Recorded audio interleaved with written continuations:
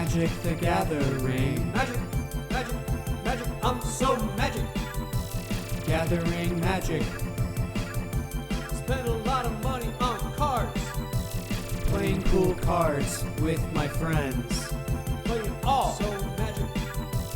We're all winners in the end. I got to play against Luke's Sliver deck, which is really interesting. Also main boards, Meddling Mage, like you mentioned. Yeah, hell yeah. The big one, there's a sliver that gives all slivers Shroud. I forget which one that is. They're all something sliver. Yeah. Yeah, that between that and Meddling Mage actually makes that deck pretty interesting to play against, because there's certain points where I felt like I think it's kind of locked out by it, and it's like the only way of getting around it is certain edict effects or something like that. perfectly timed edicts, right? Because otherwise they have too many shitter slivers, right? You know? So yeah, it was pretty fun. And then Luke tried playing Stifle Knot and was just did not vibe with it. No, it's funny because like with Legacy, he was like, "Oh, I want to do 8 cast," the mono blue, affinity deck or whatever. And then he didn't like that at all. And he's like, for pre-modern, I'm going to do the mono blue combo deck. And I'm like, that didn't work out so well the first time around. Let's so he played it once and abandoned Stifle Knot immediately. I think I'll play with him, and because I don't know if he like didn't understand it or not, because it's a lot, especially in pre-modern, it's a lot of like land go, and so if Luke is not ready for that, because he only plays commander really, and so it's like this it's this like every turn I need to put value on the board and like start accelerating because everyone else is doing it. Right. So you just like slowly build up. Pre-modern is so, anticlimactic sometimes. And we had that conversation a little bit. Our last episode was about, exploring the other constructed formats of Magic. And we were just talking about learning, kind of to your point of like, if you only play Commander, you aren't really familiar with the general like approach to playing certain cards or the sequencing of playing certain cards when you're 1v1. Like a counterspell or your Force of Wills, which is what he struggled with in 8 cast. He's expressing like, I would force something and my opponent would just be like, haha, you forced the wrong thing. Well, yeah, I mean, he's brand new. How do you know? Exactly. You got to learn. Exactly. And that's the same thing with like, when you're opting or when you're digging for your combo pieces or even the mulligan. A mulligan is huge. Yeah. Your first hand that you draw in Stifle Knot for sure. Yeah. The best practice is that every time your opening hand always has to have A or B. It needs a Stifle Knot or a Vision Charm or a Stifle. Yep. You need to have that, and then it's kind of like determining everything else. Exactly. And like if he doesn't know these heuristics, because you guys don't really play, like it's like you gotta learn somehow, and that's how. So like that's why like I want to definitely play with him while he's playing Stifle Knot, or have him watch me play Stifle Knot, because it's that, and like like don't you have Stasis together? No, I don't. Oh, I'll borrow my friend's Stasis deck, and we'll do Stifle Knot versus Stasis. That would be so like fun. This is what pre-modern is, Luke. Like this is I see this all the time. I think that's like it would flip his world. He would have to it's like learning a brand new game. Well, because he plays a lot of fighting games, so it's like, all right, you were playing footsies, with these Street Fighter characters. Like now we're doing some Marvel shit. Like people are bouncing around, shooting projectiles all the time. And if you get hit once, you die. Like that's kind of like how pre-modern can be. Like that big shift. Yeah, it's just gotta learn that kind of stuff. And if you don't appreciate that, then I understand. But you gotta see the dance. Yeah, and we did. We went back and forth a little bit. He played a game or two with it, and then I played a game or two with it, kind of like you were saying. And he just would look at cards like Chain of Vapor or or even just Vision Charm, which is like you said, part A of the combo, and just not fully get it, not fully grasp it. And I think that's because did anyone teach him? Did anyone lay the deck out and explain how this works, like what your game plan is? Before we didn't just jump into it. I like. He was the one who picked the deck, and I was like, "Are you sure?" He was like, "Yeah." And then I ran him through the full. I pushed him. I pushed him real hard to try, because when I told him he was getting into it, it's like, "Yeah, man, Slivers is sick." You should build that, but you should also like pick a top tier. Yeah, get one of them. and that's and Stifle Knot. I think Luke would really appreciate if because he's patient Ryu master. Like I think he could appreciate the learning what land go means and how like interesting it is. Right. Like especially when he's faster at it, get some reps in. Like you'll see there's some really cool stuff to do with that deck. Yeah, I think getting reps in is the key there. Right? Is like it's a little maybe a little bit intimidating at first, but I mean, there's a reason why it's top tier deck. It's like it's good. It's just a good deck, and also just the dance. The power really level fun. and the oppression. Yeah, the power level of it and the oppression it has. Like, so I'll tell you, my big secret brew this whole like 3 weeks I've been doing a fuck ton of work into. I'm now like putting to rest because the mere existence of Vision Charm makes it like impossible to win the most popular deck, the best decks. It makes it impossible to beat it. Doomsday cannot beat Vision Charm. It's target player mill 4 cards. Oh right, is that's fucked right. Up. It's really ass because Doomsday, unlike Legacy, is traditionally played as this like let me make 5 like a 5-card pile that's like a big combo, or like I slowly work through my way through my pile and do a thing. It's not cycle Cavern of Souls, Thassa's Oracle, 0 interaction, like space for interaction after you resolve Doomsday, like it is in Legacy and Vintage even. Right. It's this very oh god, cat, come on. Lily has some thoughts on Vision Charm. Yeah, she does. She's just like me. But like the mere existence of Stifle Knot means you can never deal with it. Like the suite in the deck, the design was playing 4 copies of Duress, 3 copies of Cabal Therapy, but then you would also play Unmasked. So you're like this like super heavy hand discard. But it's just like, what do I do when I lose to Stifle, lose to Vision Charm, lose to counter spells? Like what's left in the shrimp is bugs. What's left? what is left to do when that whole deck is just that? It's just combos that kill you immediately. If you can't Doomsday and pass against a Stifle Knot no matter what, because even if you're at 20, you Doomsday pass, go to 10. It's like, all right, I'll kill you with this 12/12. It's like, okay, yeah, right. This is what it is. Yeah, I know there were a couple of games where I think I was just playing elves or something. I was just playing whatever I had. It might have even been Oath, which Oath is actually a kind of funny matchup because if you can get your Terravor out, it can actually just be straight up. Oh, you're talking Terravor. You're talking Terravor. Okay.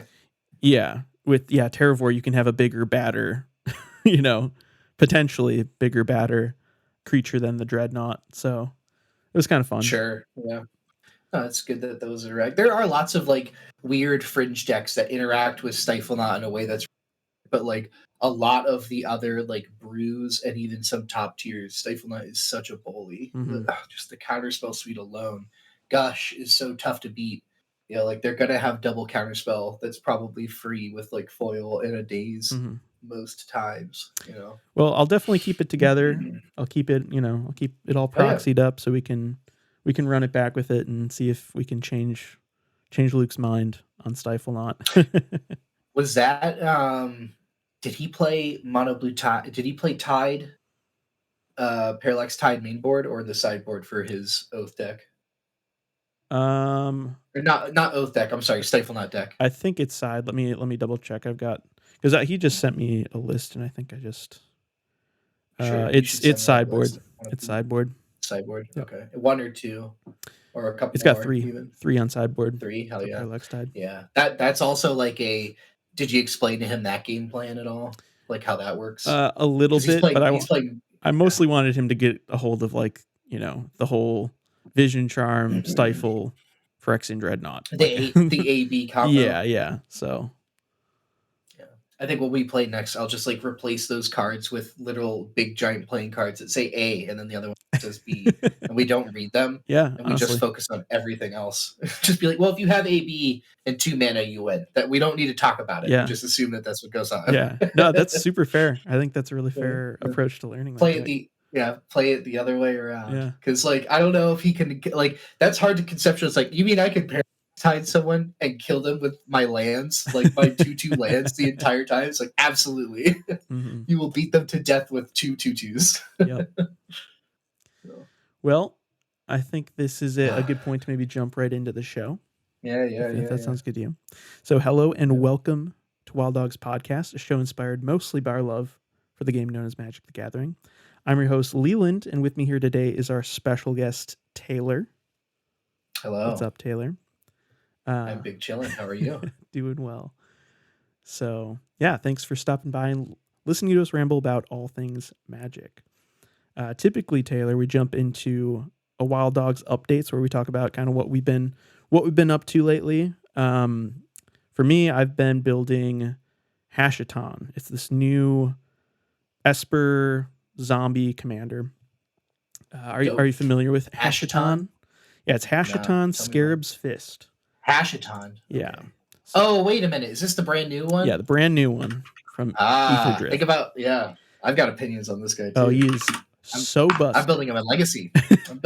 Ooh, I'm eager to hear your list for legacy because I've got a lot of thoughts there. But for 1 and a black, you get a 1/3 legendary zombie wizard.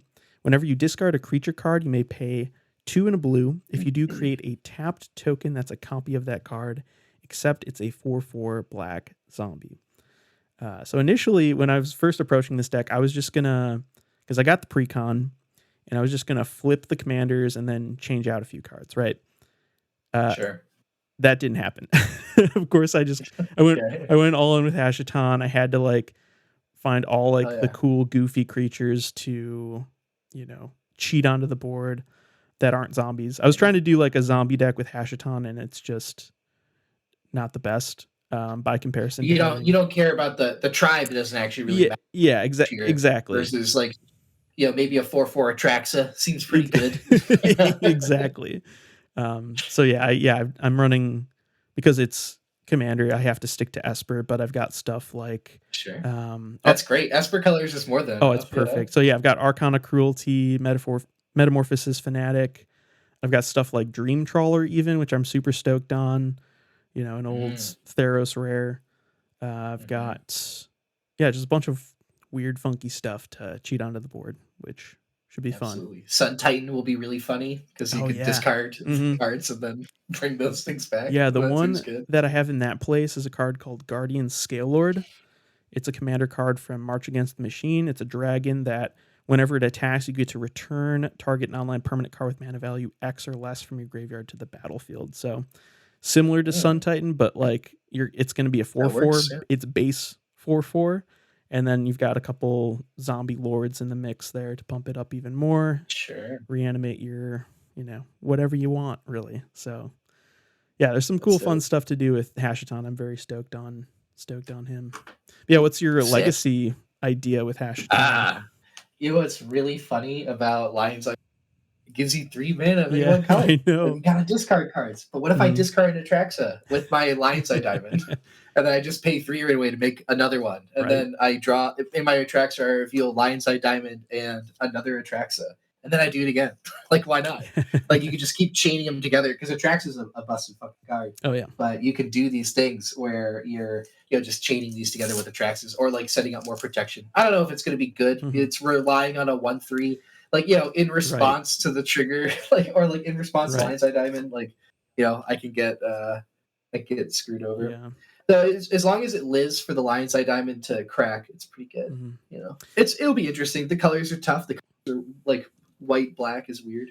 Could fit into a Moxen, Mox Opal, Chrome Mox kind of pattern. We'll have to see. Are you thinking of running a full playset of Psychic Frog too? Is kind of your alternate discard outlet? Psychic Frog is banned. Oh, that's right. Yes. That's right. We're talking about legacy here. That's right. Yeah, that'd be nice. Otherwise, yeah. Well, that's cool. I'm excited to see what you put together for legacy. Yeah. As far as what I've been up to in legacy, I'm playing Paradoxical Outcome. Just went 3-0 at my last event, playing with glaring Fleshraker and just a bunch of the One Ring mixed with it's what's that card called? Shoot, edit this out. What's the 4-mana artifact that you can play at the top? Mystic Forge. Mystic Forge. Yeah. Also playing it with Mystic Forge. So I just kind of carve through my entire deck and just keep munching, 1 point at a time with Glaring Fleshraker. It's very funny. That's super. Because then you cast a PO for like 20. Just pick your whole deck up. Yeah, were you initially? Because I remember playing against you had a Glaring Fleshraker deck before. Were you doing like more of the Eldrazi combo approach before moving to Paradoxical Outcome? No, this was right before Eternal Weekend. Right. Vexing Bauble was banned along with Frost. And so the game plan with that deck was Karn. Or you would find So you would assemble basically like either a Mycosynth Lattice Lock, or you would find enough mana to make a enormous Walking Ballista, or just you would just dominate in card advantage because you'd be using the One Ring, abusing the shit out of that with the mana you get from Fleshraker, and it was a pretty crazy deck. Urza Saga tokens go burr, Right. It was very, very strong. Yeah, but that's gone. There's also a really powerful Eldrazi combo deck in Modern right now that is the Basking Brood Scale with what's it called? I saw that's dominating Pauper. Blade of the Blood Chief. Oh, it's Pauper as well? I think it's the best deck in Pauper right now, wow. if I'm not mistaken. Yeah. That's wild. I don't know how they do it, but it's an infinite combo. It's a very Splinter Twin situation. Interesting. I'll have to check that out. Yeah. That sounds sweet. Yeah, in Modern, it's also Walking Ballista, Glaring Fleshraker, Kozilek's Command, all that good stuff. It's pretty cool. Kozilek's Command is a pretty messed up card. Yeah. Yesterday, I was on Tuesday. I was playing against Death and Taxes, and I tap my One Ring, and I'm trying to draw 4 cards. He goes, in response, I'll activate my Aether Vial for 3. Bring in my tutor. I forget the 3-drop. What's that 3-drop 1/2 that you find a creature with power with toughness 2 or less? Recruiter of the Guard. Recruiter of the Guard. Yeah. Activate Vial. Put Recruiter of the Guard in. Go get Bowmaster. Oh my God. Cast Bowmaster. I go, okay. Bowmaster resolves. I'll tap these lands for mana. Kozilek's Command. I'll exile your Bowmaster, and then I'll also scry you a Dry Guard, or just like I'll make 2 Scion, like little Scion spawns. Like, all right, yeah, good try. Yeah, right. Not beating that. It's fucked up. Yeah, the card's wild. I don't know why my removal card is also like a really powerful tutor effect, but then also like a really powerful like mana acceleration and blockers effect. And colorless. Win con. If you got the Glaring Fleshraker on board, you just create all the Eldrazi spawn or whatever. The card is messed up. Should be banned. Yep. Should be banned. Yep. Cool. Moving on to WOTC news, we've got Aether Drift is officially out this weekend. Taylor, you mentioned you went and did pre-release. How did that go? I did. It was fun. I went 2-2, I think. Okay. I played against someone I went with round 1, and I kind of got really lucky. Rounds 2, I played against a guy who got like the Chase like mythic rare thing that it's like a 2/4 flyer that makes it so that whenever any flying artifacts you control deal damage to a player, you draw a card. They also just so happen to get 3 of the blue common that's like 4 mana, 3/2, create a 1/1 flying Thopter token. 3 of those with that foil of a mythic is like interesting. Very interesting. That's a very interesting pre-release package you got there. Pretty insanely cool combo. Yeah, that's like for cool. I did like a sealed event for Innistrad Remastered, and I had the worst possible sealed pool. I got 2 lands as my rares too. Yeah, it was pretty epic. Yeah, super epic for actually playing sealeds. But that's just how it goes sometimes with pre-release. Yeah, there is some pretty bomb cards though, like Grim Bobble. Really awesome to have a thing that hangs out, so then you can sacrifice it to other things. Great synergy there. It's super sick. Crown Catcher Specialist. It's a 2-drop 2/1 with haste, and then it also is exhaust for 4 mana to put 2 counters on it. Pretty hard to like deal with. Mm-hmm. Real strong stuff. I enjoyed it. It's very bomby, but that's kind of how I enjoy it. I'm no good limited player at all, so I can't attest to how good or fun it is for better players. But as my smooth brain plays limited, I thought it was super fun.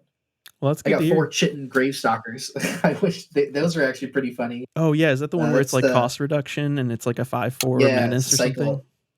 Yeah, no menace. It's just a big 5/4, but it has cycling, and then this costs 1 less for each artifact and creature in your graveyard. Yep. So like the Bobble was good synergy. A lot of cool shit. 3 of those guys were they're nice bullies, It's pretty crazy.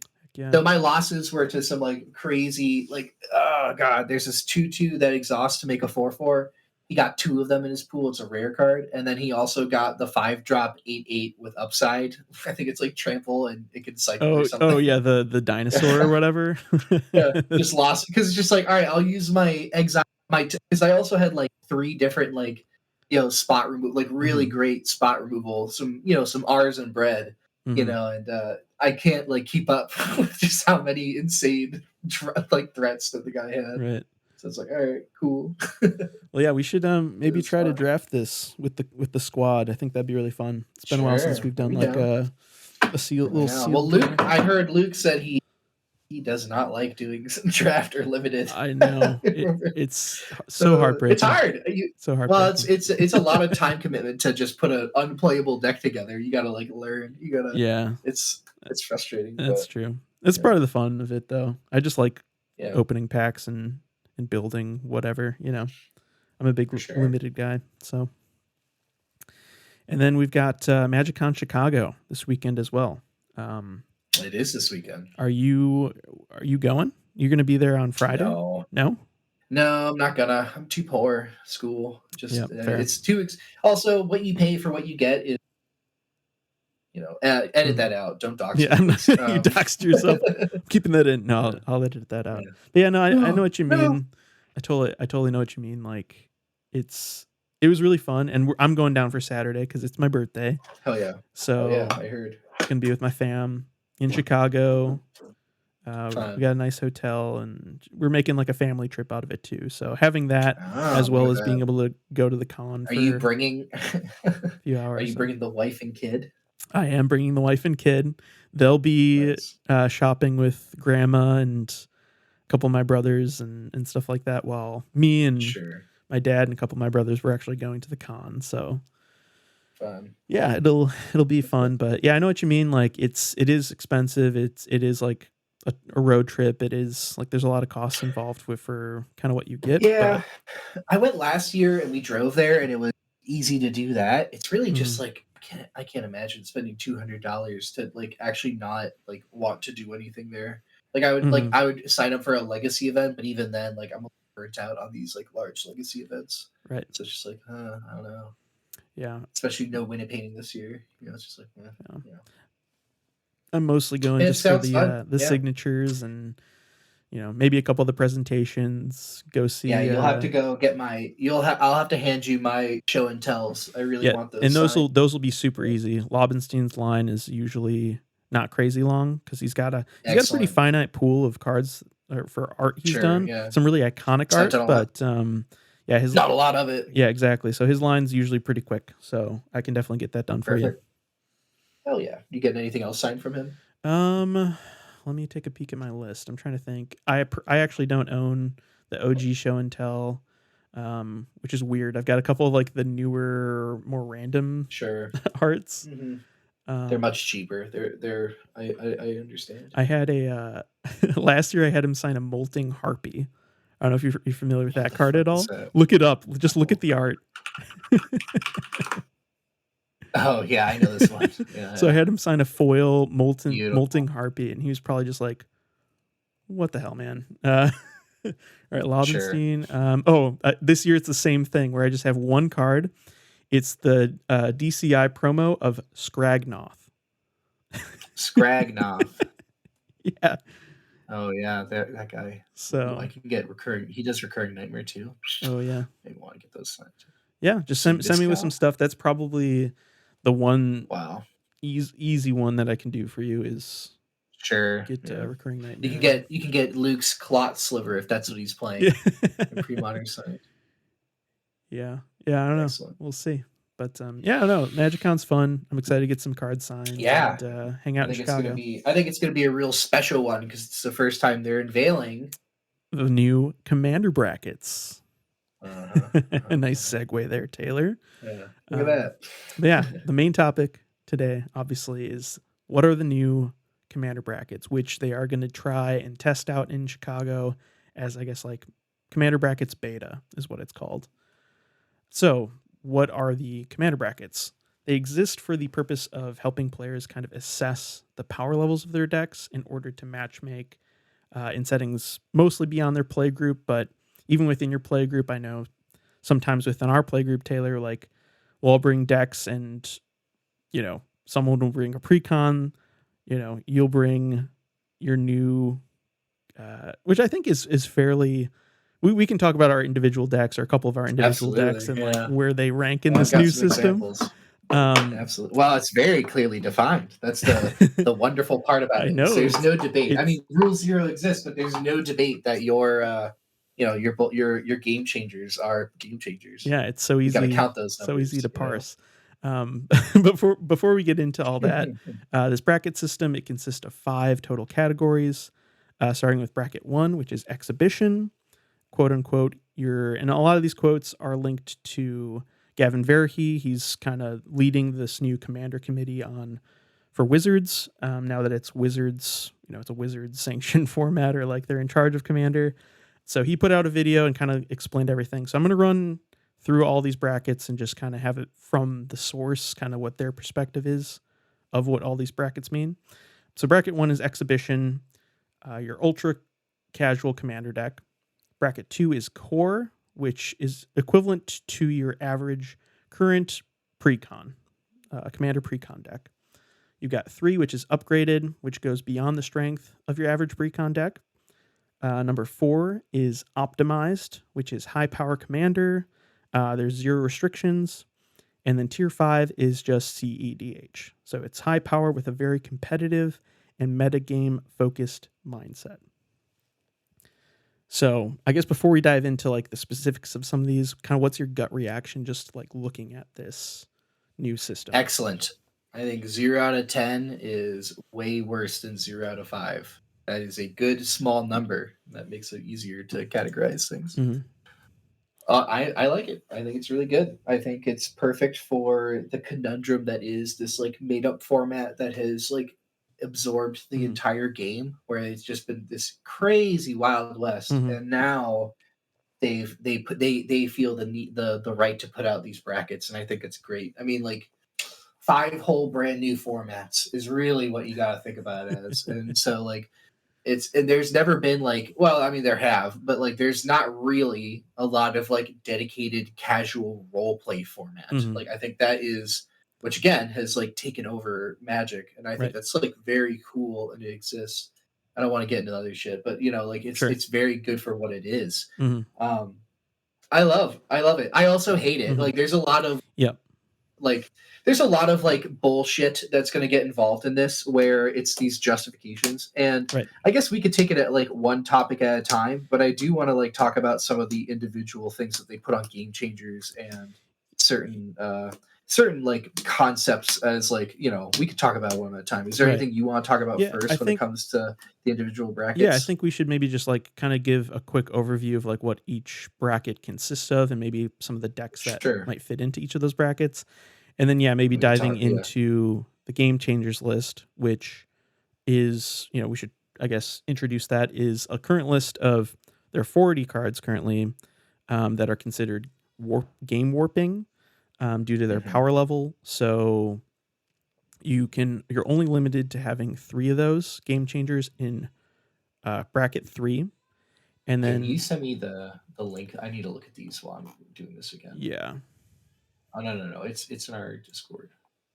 We can start at 1. So with 1 and 2, and I'm just real quick for the Game Changers, that 40 card list, you can't have them in 1 and 2.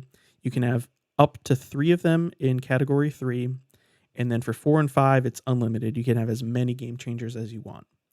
So I think those are kind of the guiding force for determining the quote unquote power level of your deck moving forward. And I think it's at a baseline like this. I think this is a good starting point maybe. And then we'll see as they add more lists or add more cards to the Game Changers list or take cards away or change how many you can have at 3 or 2 or whatever. But I think this is for like a beta test of this system. I think it's pretty solid as is. I like it.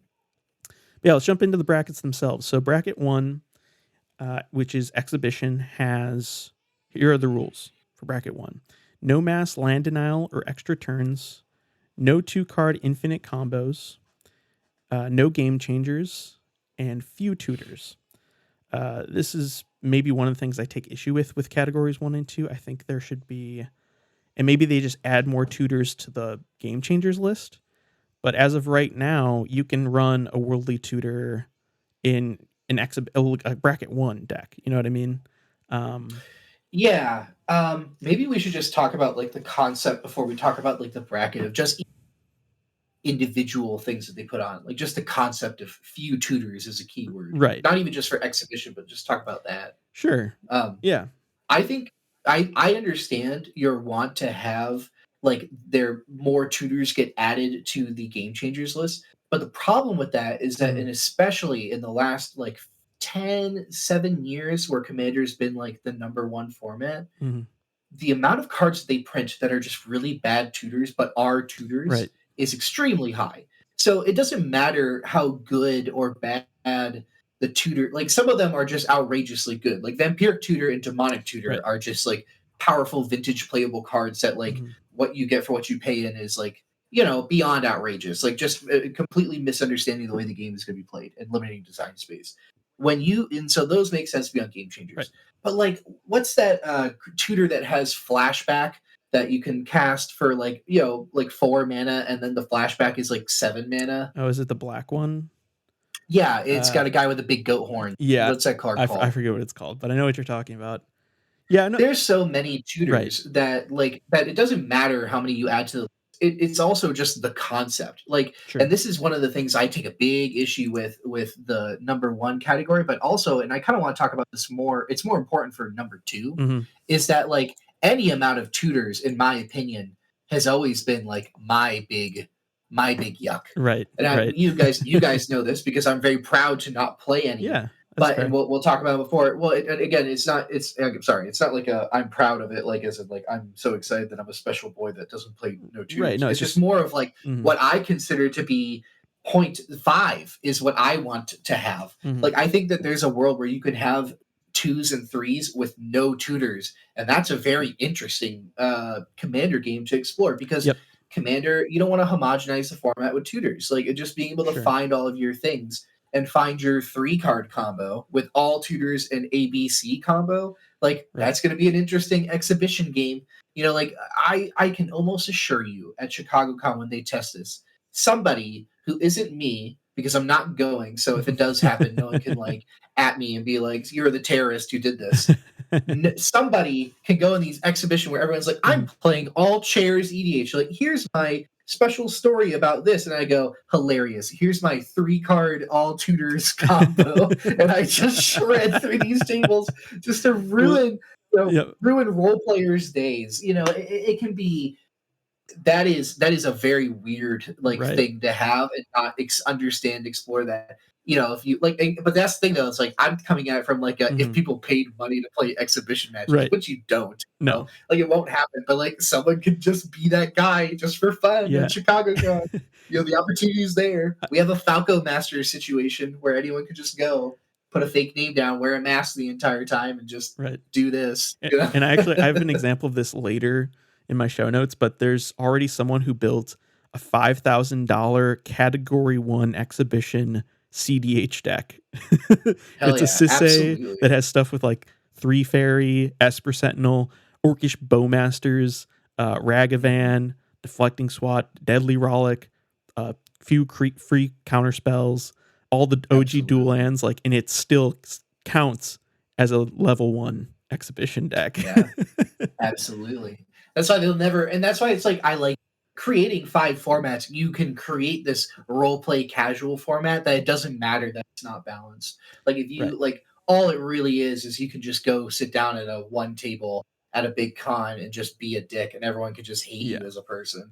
It's very funny in my opinion, but also like no one's paying money for it, so they don't have to care.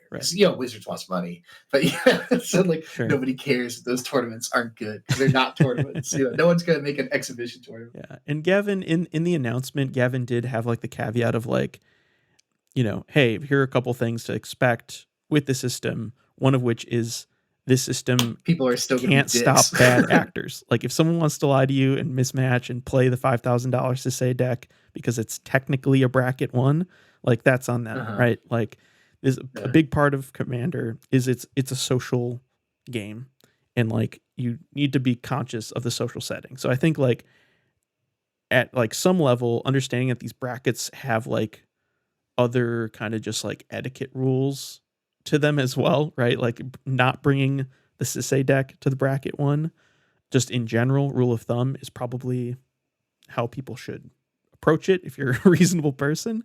But to your point, it is kind of like a fun deck building thing, or like a challenge to build something as high power as physically possible in a bracket one or something like that. Like so those little goofy, like, weird little niche things, I get why, and people will do that. And like, I said earlier, no one's gonna make a exhibition tournament. Someone will, like, Right. and it will be interesting at first because of what we've already talked about. But really, it's so nice to have that safety. Yeah, To exactly. have that form, do that. I think it's very interesting in that regard. Right, like I really like it. That's why, again, why I just ultimately this is a very positive and good thing for the format. Yeah, I think I totally agree with you there. Like it's, before we move on to bracket 2, I think the system itself, while there are negatives or there are like issues, this is the beta test, right? Like I think people need to go into this with not low expectations. Like obviously hold Wizards accountable if they're trying to organize Commander. Like absolutely, we need to have expectations. But this being like a step in the right direction, I guess is the point I'm trying to get to. Is this is a step towards trying to organize this game that, like you were saying, used to be my deck is a 7. Like what does that mean? Trying to like organize. Well, everyone's deck is a 7. Yeah, that was the problem with one. Exactly. It's doesn't matter. Like who's gonna like what's the difference between a 2 and a 3? Like these individual limits are I mean a 2 and a 3 and like on a 0 to 10 scale. Like it's nothing, meaningless. Yeah. So yeah, I think ultimately this is like a better rule 0 system, right? It's just hey, I've got a bracket 1. We'll figure that out when we get there. Like I think for me, like before this bracket system even existed, over the last few years, my philosophy towards Commander has changed and evolved. Ultimately, it's for me personally, it's 3 brackets. It's casual, high power, and CDH. And then I think so now maybe I'll have a bit more definition in 1 and 2 being low power, and then figuring out 3 and 4 being this kind of like mid to high power Commander, and then CDH or bracket 5 being this like, other category. That's an interesting grouping. The way I see it is 4 and 5 are I see 5 in its own group. I see 4 in its own group. Yep. And I see 3 probably 3 and 2 in a group, and then 1 through 3 a group. Yep. Like all these like concepts. Because in my opinion, I think there's nothing worse than 4 Commander. Actually, we should talk about that later. Cut that. Because we'll just get to that. Talk about these. So real quick, I think I agree with you that 1 to 3 is to correct what I previously said. I think 1 to 3 is in my mind maybe the kind of lower level, the pre-con level. 4 being didn't they say something was specifically a pre 2 or 3? Yes, so 2. So I think 2. Yeah, 2. Yeah, before we continue our thoughts, let's just quick run through the brackets so we have a baseline understanding moving forward when talking about this. So I'm looking at it right now. We just went through bracket 1, which is exhibition. Like you were saying, just like the super casual chair tribal deck or whatever you want to call it. You play your goofy decks that aren't optimized to win the game. I'm reenacting. I'm playing Macbeth. Yeah, exactly. Bracket 2 is core, and this is where it's the average current pre-constructed deck is considered core level. And so they have potential for big splashy turns, strong engines, and are built in a way that work towards winning the game, but are unlikely to just end out of nowhere. So you're going to get a pre-con game. They will go 9+ turns typically. There will be big, fun, splashy plays, but it is a lower power level ultimately. Bracket 3 is upgraded, so consider this being like you take your pre-con, You add a few cards to make it a bit more focused, a bit faster. These decks are basically just souped up and ready to play beyond the strength of an average pre-constructed deck. You're trying to find your selected best in slot versions of every single card. So, for example, you're playing 2-drop mana rocks, you're not playing 3-drop mana rocks, these types of things to try to speed up your game plan to potentially win turn 5, turn 6. The big thing with the big change from 2 to 3 is now you're able to use 3 cards from the Game Changers list. However, you don't have to. It's just up to 3. So you can have a bracket 3 deck if you think it's upgraded and better than a precon. You don't have to play a Thassa's Oracle. You don't have to play Enlightened Tutor. You don't have to play these like game changer cards necessarily for your deck to be considered a 3. Bracket 4 is optimized. So this is where things get a little crazy, right? Like 1, 2, and 3. This is where people are putting the just generically powerful cards. Mm-hmm. People are just putting the most generically powerful cards in a shell that is not focused on a metagame and is just like their thing. Like I know people who are just like, yeah, I own Jewel Lotus, I own every good, like everyone just understands to be Broken Rock. I play blue, like yeah, I play Ristic Study and I play those. Right. It might be like a Zur the Enchanter deck, or like who's the giant Dargo? What's the other one?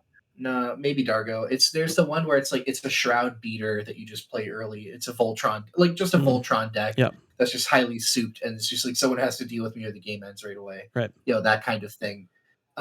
This is like the just the mindless kind of I'm just putting good cards in decks, in my honest to God opinion, because the difference between this and CDH is intention, and we'll talk about that. Well, and I also think it's like, for me, 4 is an interesting spot because you can play, for example, one of my favorite decks that I have is Preston the Vanisher. It is a mono white flicker deck, right? So maybe this deck it started as like a 1 in concept where it's like, hey, I'm building mono white, I want to do flicker, and I want to do the Preston thing, which is make a bunch of like tokens of all my creatures and like have a bunch of fun ETBs, whatever. That eventually evolved into, well, hey, what if I took this deck, which Preston at a CDH table more than likely will never win, right? You're playing mono white flicker. This is a deck that, like, more often than not cannot compete with CDH level decks, right? This is a deck that cannot. It's I got a 4-mana commander that I'm like fully leaning into, that really won't win games until probably, like, win games consistently until probably turns 5, 6 plus, right? That's just not going to fly in CDH. However, it's a deck that I really love and have had fun building. And if we can, that's the thing, is like, I don't play, I think maybe to your point is like, I intentionally don't play my tier 4 decks with our play group that often because they're so much above like the pay grade of like what should be casual commander. Right. Yeah. That's why I kind of view insane, stupid, this insanely like unfocused, just kind of like laser beam into like high power stuff. Mm-hmm. Is that people can play like is it Preston, you said, the bunny? Yeah, Preston the Vanisher, yeah. Preston, you could play your Preston the Vanisher deck versus the Voltron deck versus like someone's like combo deck versus somebody's other like really these kind of combo decks. I don't think of like turn counts in this format because it doesn't like turn counts aren't real unless you're playing CDH. Like the problem with Optimize is that someone will present something that is kind of quick, like this will end the game immediately, like this will end the game, but in like 12 turns, but it will end the game if this doesn't get answered. Right. Not like in CDH where people are built around to do that, but that will happen, and it becomes a Kingmakers format where it's like, who's gonna spend the time to like take care of this, and then that person like will probably stop somebody, but won't be able to win themselves. And then they can probably decide who wins after that. I think that's an issue that extends into CDH too, right? To some extent, with like turns, it's faster, right? Yeah. Well, it's the difference. So there's a difference between if someone presents this threat, let's pass priority around and figure this out in CDH, then there is an optimized, because CDH is understanding that that's going to happen, and it's really the strategy of playing your seat and playing your priority and taking those risks. I think those concepts, you can take those concepts of CDH and apply them at the power level 4, like with stuff like interaction, right? Like I'm playing silence, I'm playing. But that's what I'm saying is like. That's what I'm saying, though, is that's the shitty part. Is that, like, in CDH, everyone is ready and equipped to deal with it, so it never becomes, like, a game-losing one to force will someone's win condition. Versus in 4, you spend your ability to win to stop somebody from winning the game in those situations. And it creates these dead games, like, immediately, where, like, in CDH, you're built for it. In 4, if it happens, it becomes a burden. It's not a prescribed task like CDH 5 is. You know what I mean by that? Like it's just this. It becomes this this chore to have to deal with it, and then you just can't win. Yeah. And that's where it's problematic. That's where it's really problematic for me. Yeah, is that like when people play with that high level, it's going to be that way. I understand that perspective. I just think it's really the thing I like about power level 4 is it allows decks like Preston the Vanisher or decks like I've got in Evelyn the Covetous is. I'm sure you don't think you can build. You don't think you could build those at 2 or 3? No. There are like the vast majority of my commander decks are built at 2 and 3 because I know that that's the sweet spot for playing casual commander, right? I only have like a couple quote unquote 4s because I know I'm not going to actively play them a ton, right? They're just like kind of fun things to. Why make the 4? Because it's interesting. Because like I guess for me, for Preston, for Evelyn, do you have Preston in Moxfield right now? I do. You want me to send you that list? Check. Well, sure. We can check right now what makes Preston like literally. Oh, I know exactly. Yeah, no, I 100%. I'm running stuff it's like a 4. It's a 4 because I'm running stuff like Chrome Mox. I'm running stuff like the One Ring. I'm running stuff like Enlightened Tutor. Like I know why I'm running Ancient Tomb. Like my goal with Preston was to build the like very best possible version of Preston the Vanisher, right? And that's going to be a power level 4 that caps at power level 4 because it's not viable for CDH. I guess is my point. Is like power 4 is interesting to me because it allows commanders that I like and have I have an idea for that, like I was saying, maybe resonates more with like a 1 to 2 bracket, like that unique idea, and then I just go all in with it, right? So like Preston is power level 4 because it's got stuff like Chrome Mox, One Ring, like these Trouble in Pairs, Smothering Tithe, these cards that should not be. I shouldn't have that quantity at like I could pare it down to a 3 very easily for sure, but I love having Preston just maxed, just like I built him as best I possibly could. You know what I mean? So I do. So what I'm trying to impart is that if you want to play Preston, like let's say Preston is a flavor or it's a kind of cake, you can enjoy it at a 2 or a 3 or a 5, like a lesser or this kind of flavor of thing. What I'm suggesting is that why like CDH like I'm talking about that it becoming a choice versus a responsibility and like a thing to do, is that when you play the most powerful version of a not good. I'm not saying Preston isn't good, but it's not CDH. Yeah, it's not viable for CDH. Yeah. When you power spike these not competitive things, they become really good at some things, but really they're not like optimized to beat everything. And so they kind of are not degenerate so much as that they have these holes in them, or there's this linearity to them. Because what makes the difference between a CDH deck and a 4 deck is that those decks are like either it's so insanely fast that the flavor itself is busted and powerful, or the options are so plentiful that you get to do it so many different ways and it doesn't come at it like a cost. Like, like good example, like if I had, because I play the Master Transcendent. Right. That card inherently can never be a CDH commander, or its strategy be a CDH commander. So I can't play in commander. If I were to build it to an optimized 4, which you could argue I do, I haven't checked to see if it is or isn't. what I'm doing there is not playing tutors because I know it. I just end up having my flavor of commander with a bunch of different sticks that are just really good, like Right. Ristic Study or the One Ring. Like, remember when I played Goblins and I had the One Ring and Shieldred in the deck? It's just like, oh, my Goblin strategy is good. But it's like, I'll just play Shieldred and just Shieldred just wins games on its own. It's like, Right. I'm no longer playing this, it becomes this, like, I could enjoy the master or like, this instead of just by relying on these like weird sticks. I could just get the same amount of pleasure by doing it in a 2 and 3. And while it is like nice to be like, this is the best version of this, that gets really old for me quick because it's like, oh, the best version of the Master Transcendent is not competitive. CDH, it's not competitive, and all it is it's kind of like this, this all-in like cheese strategy to do something, but it can be broken up because I'm not competitive. I'm not designed to do it. So then those games I'm trying to describe is always like, I'm going to present my very linear win, and if anyone deals with it, I lose. But if you deal with it, you're probably going to lose because I'm not geared like CDH. That's where it gets stupid to me. So that's why I'm suggesting people never should play at 4 because like you can either play the CDH or just get the best out of Preston. But like, do you need Ancient Tomb? Do you need the One Ring to do what Preston wants to do? Right. Does it even synergize with it? Like, maybe not.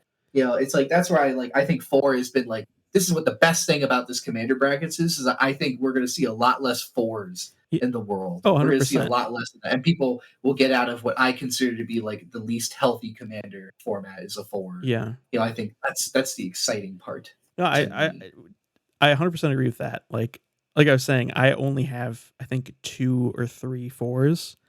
I think the sweet spot, honestly, for me for deck building right now is 2, and just gameplay in general is 3. For casual commander, go ahead. Can we talk about like the individual rules and concepts? So like, I want to talk no 2-card infinite combos as a concept. Sure. Talk about no mass land denial as a concept. So we already talked about few tutors, and I've already shared my opinion that I feel like tutors in general are bad for commander, and I think there could be a 0.5 format to support that, or maybe just the value of it. Like a 4 with no tutors is very different, a 3 with no tutors. Like it's a pretty big deal, and few is also tough. No game changers, or let's do no 2-card infinites. No 2-card infinites is so interesting because a lot of 2-card infinites that like win the game on the spot are technically like 3-card infinites. Right. You could certainly go channel Fireball. I mean, I actually don't know if those cards are legal. Channel's banned, but I know what you mean. I know what you mean. You can do these 2-card combos that win the game on the spot, but like the infiniteness, it might not actually be infinite, but just a fit amount. Like, what stops me from doing a Scape Shift combo? That's not 2 cards, but it is an infinite combo with essentially 1 card. And so like that doesn't stop a lot of those things, which is weird. And like, while that doesn't matter in exhibition, it does matter for like core, or like the difference between a 3 and a 2. It's like, oh, well, like, I'm playing this crazy Scape Shift deck in 2, but it's like, everyone else doesn't get card infinite combos, but you do. Like, that's, and some infinite combos aren't even very good. Like, oh, I gave myself an infinite amount of food tokens. Infinite like life. Kind of dog shit. Well, infinite life is, exactly. Infinite life is, unless you have like the, and now I'll, Urza's Saga and make constructs with my infinite food tokens, then it becomes a problem, But that's 2-card combo. Lily's got a lot to say about 2-card combo. Yeah, I know. She's her back legs are not working very well, so you have to pick her up. Aww. Or she'll just cry. She can't jump on my lap anymore. Poor Lily. Named after Liliana, correct? Yes. And then you have Akarn is your other kitty, right? Yeah, he was meant to be the great creator these days. Mostly not never wearing pants, So. I love it.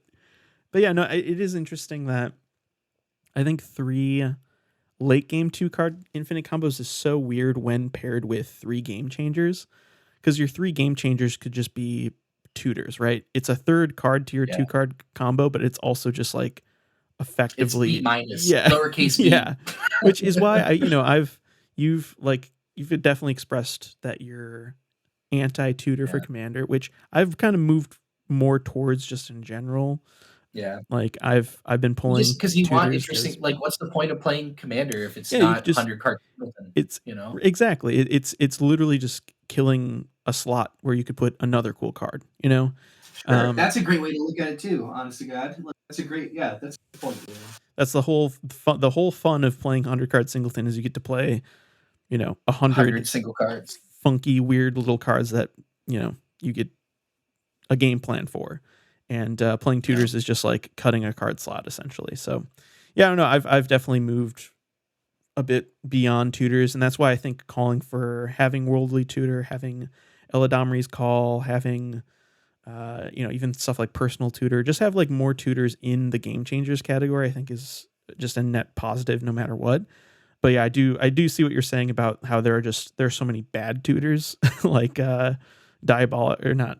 Is it Diabolic Tutor, the 4-mana? Well, I mean, Diabolic works too. 4-mana There's an infinite amount of them. Yeah. So like, Grim Tutor is just as insane if it's playing, Rog. Like, it doesn't matter that you have to sacrifice a creature. Now it's Demonic Tutor, and that's not on the Game Changers list, right? Like, who cares? Yeah. Or like there's lots of ways to ruin the concept of, tutoring for, your 98th copy of B. Right. Which is why also, to your point earlier, like bracket 4 can also feel like, hey, I've got a commander, and then I'm just going to play like all of the good stuff. I'm going to play all the free but it's like CDH without the intention of being CDH. So yeah, I don't know. I see these problematic cards. I used to back in the day, and like I'd play Corona the False God, 5-color commander deck, and I would just put cards in there. I would just put really good cards like Rhystic Study and that reminds me. bullshit. I think there was one commander night we had, and you just had your Vintage Cube, and you took Corona, and then you just put Vintage Cube .deck as your commander deck, and it was awful. It was great. This is exactly what 4 is supposed to be. It's just my look at my Corona, but it's like I'm just gonna study into the One Ring. Right. Rhystic Study, One Ring. Yeah. All the broken, busted Vintage Cube stuff that should stay in Vintage Cube. I mean, it's all legal in Commander. That's the problem. You could do that. I didn't cheat. I didn't play any cards that you couldn't play. Yeah. Though there was that one time I accidentally played what's that 3-drop? Oh, I forget. Yeah, you had a couple cards where as you played them, I was like, I think that's probably on the ban list, but how'd that get in there? Or like Leovold. Oh yeah, Leovold. Yeah. Or like Jacob, I think had Moxen in his I forget it's the Jeskai Bird commander. He's like, oh, I got 3 Moxen in here, it's whatever.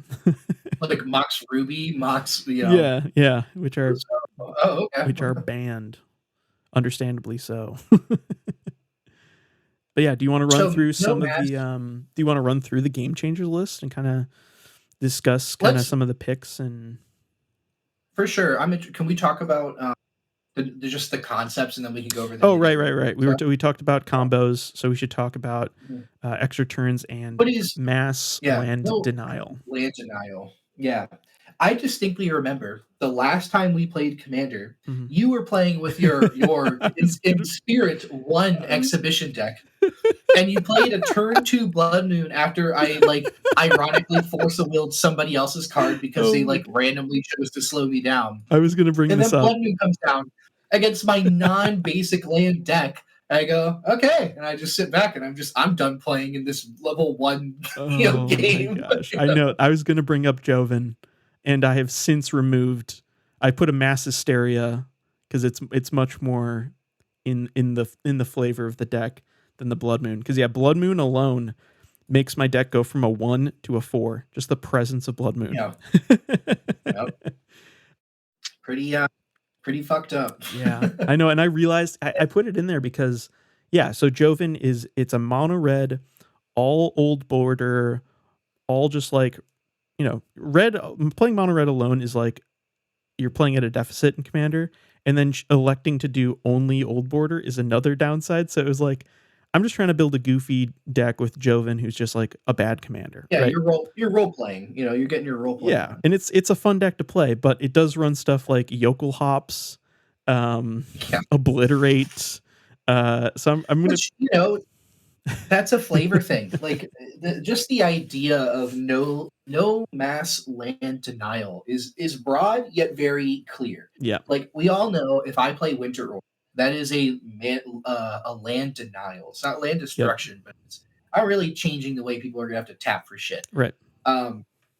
I totally get that. I think it's very interesting because it's the same concept of that, like what could have been for tutors is the same thing with land denial, where it's like, yeah, we all know, like, like there's a trillion ways to destroy all lands. Mhm. There's lots of ways to do that. And that just like is, a big part of a lot of like strategies. Like, what if I had a braid stack where like the concept is sack? And I understand a lot of people, new people, don't really understand or appreciate what those kinds of like sinkhole decks are for and about. Right. And I get it; it's unfun. But Yeah. if you made it like a And it's why Braids is unilateral banned. strategy, yeah, like it just so it's very much a racing industry, in my opinion. This no mass land denial, I totally get it. I think it's I don't think anyone wants to sit down and be like, Especially after all that my Blood lands Moon. are special lands. Blood Moon. my exhibition, my concept is that I'm playing with all like special foil fetch lands and like shock lands. Like it's just more of like a appreciate my lands like showcase gallery deck, and it's just like Blood Moon give Blood fucks. Moon, It's just like, all right, cool. Fun game, right. real fun game. Yeah. Yeah. You look at Blood Room resolves, and you look at your hand, and it's 3 fetch lands that are now mountains. It's just like, oh, okay. Yeah, but it's just funny that Joven, and like obviously, sure, yeah. this is a good example of potentially the system helping deck build. Like obviously, I threw Blood Moon in because I think I actually bought this Blood Moon from you. It's oh really? Yeah, well, we traded for it, but it's from it's the Chronicles white border Blood Moon. It's just I'm missing one of those for my playset. I just realized. Yeah, when we did a trade, I nabbed one. That explains where it's gone. I remember. And I threw it in because it's a pretty card, and it's an old border red card, and like it's a cool card. I like Blood Moon. Yeah, I love Blood Moon. Like in my but I understand why people don't. Yeah, like there's a place in time, right? Like in my Crux dual commander deck, like hell yeah, run a Blood Moon. Like there's a place in time for some of these cards. You know what I mean? But Commander, it's not always the case. What do you think about the no chaining extra turns, or just no extra turns for, I think, bracket 1 and bracket 2, chaining extra turns? I think there's something really funny about extra turns. A lot of the times, I play a lot of Vintage. Yeah. And in Vintage, sometimes your time walk is just explore. Like you're just going turn 2. Like our turn 1, land, Moxen, time walk. It's like, okay, pass turn, draw, down. Sometimes you have to do that. Like if you're playing in Sphere Shops and you're just trying to find that extra forceful or extra blue card for something, you can do it and just get ahead. Like you can do that, and that's a thing. That is not a thing, or not. It's not how it works in Commander. I feel like extra turns at a certain state in the game become really shitty. But also, like, there are strategies about like taking, like, that's my thing, is I want to take extra turns, which in an exposition thing is like, kind of shitty that that's there. It's, again, I know Rule 0 applies, but it's like very bizarre to have these like, like just concept eliminations, like no mass land denial. Like you can still play Wasteland, but like, no mass land denial, no extra turns, none at all. What about few extra turns? Like, I think it's just an interesting concept, and it only exists in 1, and I understand why, but it's a good place to have it. I'm glad, because again, like I'm just so not sure on the concept of no extra turns at all, that I'm glad it's only designated to 1. Right. I think that works just right. Yeah, and then I think the bracket 3 having like just the no chaining extra turns, just like you're allowed to have extra turns, just don't do like 4 extra turns in a row type thing, or infinite extra turns type thing. I think it's totally fair, because it is fun if you can pull off a big time stretch or something. Like obviously time walk not being legal in Commander, but I don't know, it can be fun, a big splashy play that doesn't completely warp the game. Yeah, I think it's also very flavorful. It's a Mhm. big part of Magic is extra turns. It's a big sparkly thing, Yeah. you know. Yeah. I think people like it. I think people will be sad without it. Late game 2-card infinite combos. Right. That's an interesting caveat too. What is late game in Commander? Because I don't count turns. Don't matter outside of Yeah, it CDH is a little gray area. because it is. And it, so I remember I accidentally discovered an infinite in the last time we played Right. with I knew I was playing Food Chain with Miss Halloween, which gives you infinite mana to spend on creatures. Yeah. Like that's not actually that good of an infinite combo, but it is at the same time, absolutely. If I said you had infinite mana for infinite creatures, Mhm. like you could only do so much with that. But if I also told you and you have a sack outlet, Mhm. that changes things Or enormously one of because those you could just creatures is that walking means ballista or sure. Well, but that's an ABC card. You know what I mean? But like yeah. what? Yeah, absolutely. No, you're totally right. With walking, that is devastating. But like in Commander, that concept of infinite creature mana and sack outlet Mhm. means no matter what your commander is, you get infinite commander cast. That's the real Yeah. problem with Mhm. that infinite combo.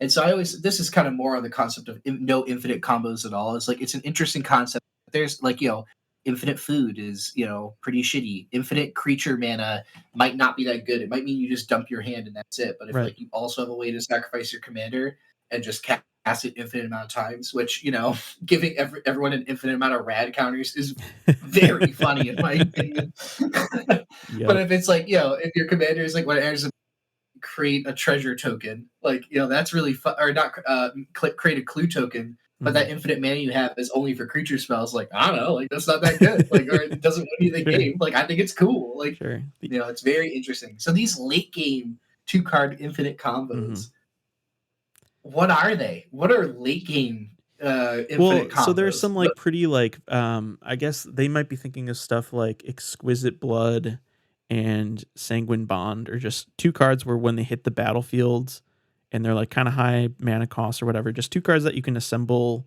later in the game. And maybe just the idea of late game is too vague or ambiguous or what have you. Because you can assemble that Well, combo as long as you get that combo and you have the mana for that combo. It can happen whenever. So those cards are in your deck. turn 1 Swamp Soul Ring, turn 2 Swamp.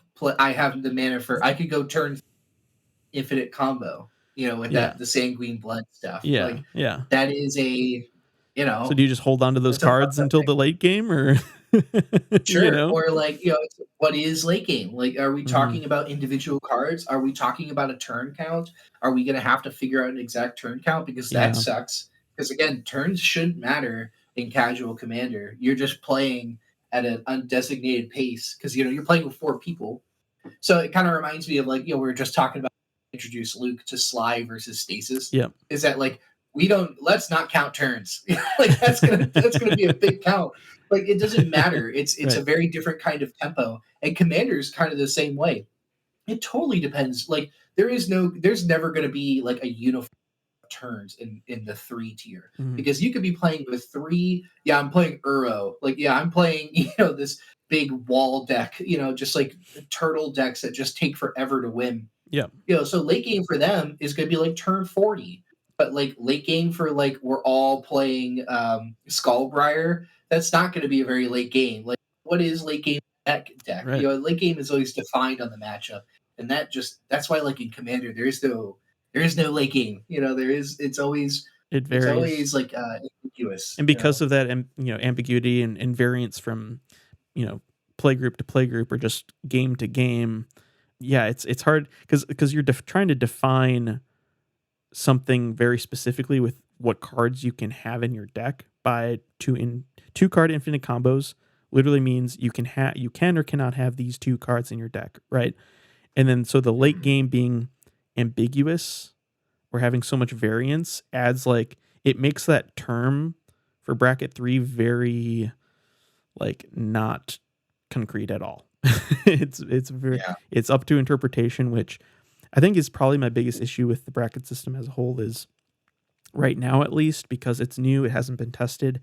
There's a lot of gray area for things like that, and just with this new game changers list, yeah, I don't know. It's gonna be interesting to see how it evolves over time, and if we want to talk about, I think we should talk about maybe some of the game changers cards and Oh, just absolutely. overall. We can jump into Yeah. that next, but I just wanted to quick say like, yeah, there's a slight level of ambiguity here that we're just gonna have to work through because this is still in beta testing, I think. Sure, and I don't think there's anything wrong with that because again, this whole concept is so insulated against like, oh, you have to do it because about a trillion times in Gavin's videos. Mm-hmm. Doesn't matter. Rule zero. Just the mere existence of rule zero Right. means I can rule zero this whole bracket. Like I don't care. Like True. I continue to do what I want. I'm gonna go sit at a table and go, you want to play Commander? Sit down with CDH and just spike on people for fun. I'm never gonna do that, but like people can. Right. This is no hard set thing. It's fake format for a fake format. Like they get to do this. I think it's only good. I'm excited. Agreed. But let's talk about these game changers. Yeah, so you want to do it by color and just, I guess, point out a couple of the notable ones, or do you just want to point out to I was gonna say, I don't think there's a lot of individual ones. There's not a lot anything to say about. There are some that I do. Like I want to talk about Ristic Study, but I don't give a shit about talking about Imperial Seal or sure, Yuriko. Like I don't want to talk about that. I have nothing. Right, there are some cards where it's just like, yeah, obviously Imp Seal, Demonic Tutor. A lot of these tutors are just, yeah, they're tutors. They're the strongest possible tutors. Is a reason why there's a limit on them. Like there's not a whole lot to say there for sure. Sure, absolutely. One that so game changers. Yeah, game changers. I'll let you kick it off. You pick a card, and we'll just jump right into it. Sure. Do you want to talk about the concept of game changer? Yeah. So we alluded to it a bit earlier, but there's currently a list of 40 cards that are known as game changers, and you can only choose for bracket 3. You can only play up to 3 game changers from this list in your deck, and then for bracket 4, which is optimized, and bracket 5, which is CDH, you can play any number of these cards. I think it's a pseudo ban list. It's like like a mini ban list. It's like it's not quite a point system for bracket 3, right? Like you can just pick and choose any of these, even though the power level between these cards is astronomical in some cases, right? So I don't know, the idea of a points list, that's a whole other discussion that we don't even need to have necessarily, but yeah, so it's like so when we talk about game changers, just the concept of it, there's already kind of something like this. There's the point system that is in what format again, Leland? There's Vintage and Canadian Highlander, which is, I think, there's the Vintage. Do you mean like $30 Vintage?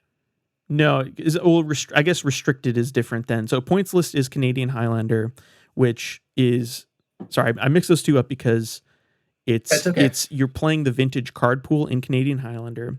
In Vintage, you're restricted to like 1 copy per card on the restricted list, correct? Yes, but that's not a point system. That's not a point system, so that's just restricted, which is, I guess, maybe more akin to what this game changers list thing is. But so that aside, so game changers, go ahead. I was just going to say, Canadian Highlander has this point system where some of the more high-powered cards like Black Lotus, the Moxen, basically Power 9, they're extremely high-pointed. And then it goes kind of down the list with some of these other cards like Urza Saga, other stuff on this list like the One Ring, Underworld Breach. All these kind of game changers are pointed where you can only have an X amount of points in your deck in Canadian Highlander.